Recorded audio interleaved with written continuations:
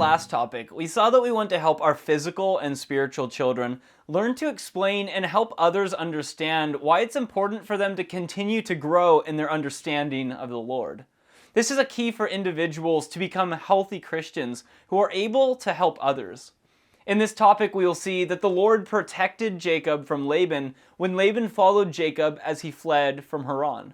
Jacob had talked with Leah and Rachel, and they were in agreement with him that they should leave Laban and his sons and return to the land from which Jacob had come.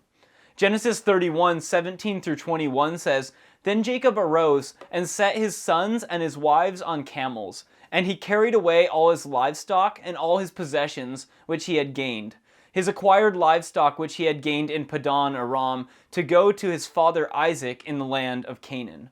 Now Laban had gone to shear his sheep, and Rachel had stolen the household idols that were her father's. And Jacob stole away, unknown to Laban the Syrian, in that he did not tell him that he intended to flee.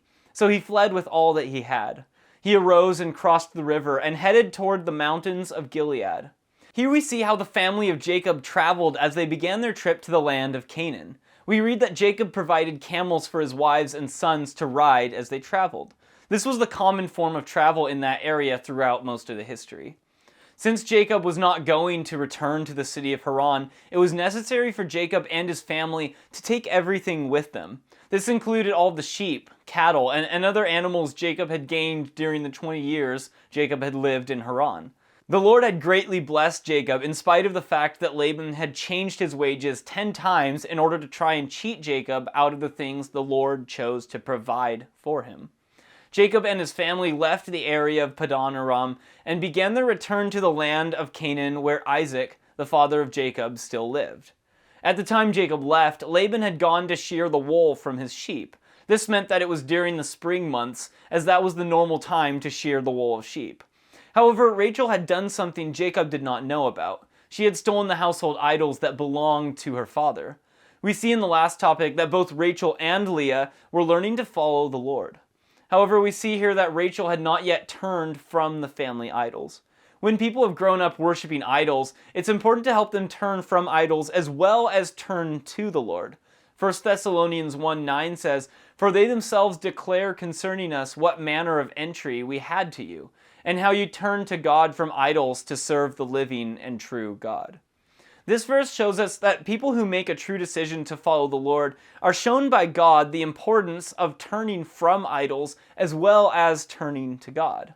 This would come in the life of Rachel, but it had not happened yet in her life. Jacob left Haran while Laban was away shearing the sheep because he did not want Laban to know that he intended to flee. Jacob and his family took everything they possessed because this was a permanent departure from the city of Haran. Haran was located near the Euphrates River, so they had to cross the river soon after they had fled from Haran. Once they were across the river, they traveled towards the mountains of Gilead, which were located east of the land of Canaan. Genesis 31:22-25 says, "And Laban was told on the 3rd day that Jacob had fled. Then he took his brethren with him and pursued him for 7 days' journey. And he overtook him in the mountains of Gilead. But God had come to Laban the Syrian in a dream by night and said to him, 'Be careful that you speak to Jacob neither good nor bad.' So Laban overtook Jacob. Now Jacob had pitched his tent in the mountains, and Laban with his brethren pitched in the mountains of Gilead." We see that it took Laban a period of time to catch up with Jacob. Laban did not find out for 3 days that Jacob had fled from Haran, and once Laban heard that Jacob had fled, Laban talked to his brothers and extended family and got them to go with him as he went after Jacob and his family. The fact that Laban took his brothers along with him shows that Laban had a sinful purpose for this trip. Jacob had feared that Laban might come after him, even with his family, flocks, and all of his possessions.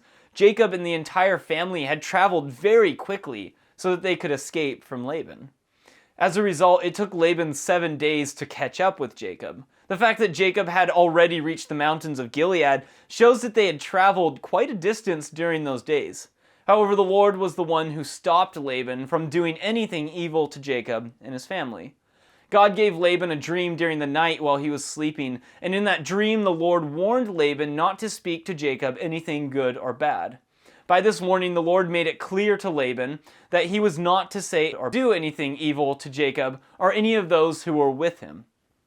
This warning from the Lord again made it clear that Laban had a sinful purpose for this trip. Since the Lord warned Laban and he did not put his sinful plan into action, we do not know what Laban may have tried to do if the Lord had not stopped him. However, we do see that the Lord protected Jacob from Laban. God had earlier protected Abraham from harm by other men. Genesis 12:17 says, "But the Lord plagued Pharaoh and his house with great plagues because of Sarai, Abraham's wife."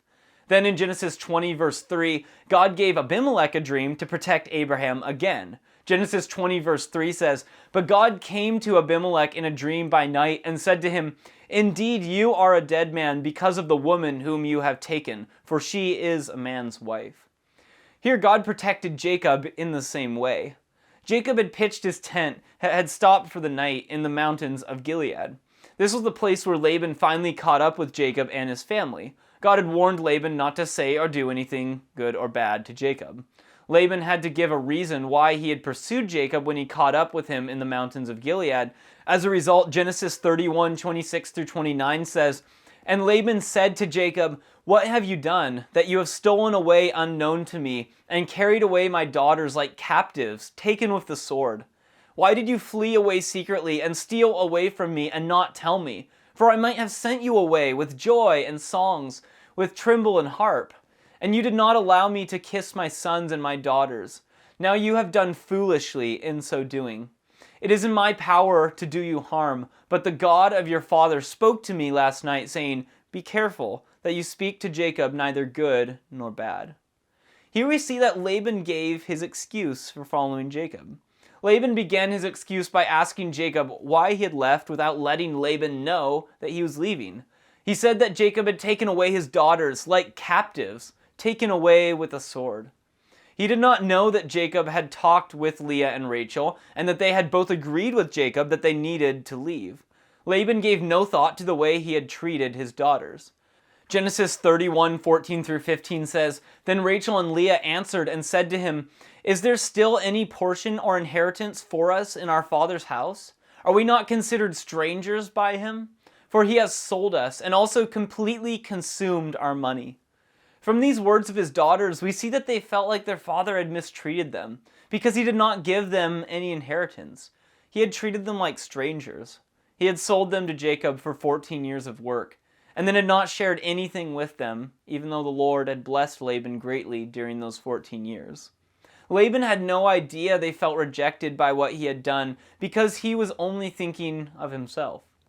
Laban then said that instead of leaving secretly, Jacob should have let them send his daughters away with a large farewell party. He said that he would have sent Jacob and his family away with feasting and music before they left. Laban said that Jacob did not even allow him to kiss his sons or grandsons and daughters before they left. Laban went on to accuse Jacob of doing something very foolish by leaving without telling Laban that he was returning to the land of his fathers. Here we see that Laban tried to hide the fact that he had planned to commit sin against Jacob. However, he went on to say something else that really showed the intent of his heart. Laban said that it was in his power to do harm to Jacob. The fact that Laban said these words showed that he had been planning to do something. Then he explained that God had said to him in a dream the previous night. Laban said, "The God of your father spoke to me last night, saying, 'Be careful that you speak to Jacob neither good nor bad.'" Laban was so busy thinking about his own plans, it did not enter his thinking that by telling what God had said, he was actually showing that his plan was to do evil to Jacob. First, Laban called God the God of your father. By this statement, Laban made it clear that he did not believe and have his trust in that God.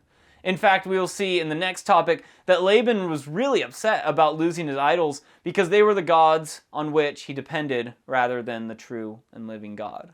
Second, he said that God told him in this dream to be careful, that you speak to Jacob neither good nor bad. Since God knows the thoughts of our hearts, which Laban did not understand, Laban said that God had told him not to speak anything to Jacob, good or bad. What that statement actually points out is the fact that because God does know the thoughts of hearts, that God had warned Laban not to do what he planned to do. This is one of the things that most people who do not believe in God do not know or understand, that God knows our thoughts and our hearts. We want to help our physical and spiritual children learn to explain that God looks in our hearts and knows what we are thinking. He knows the thoughts and intents of every person. May the Lord richly bless you as you help your children learn to explain these things.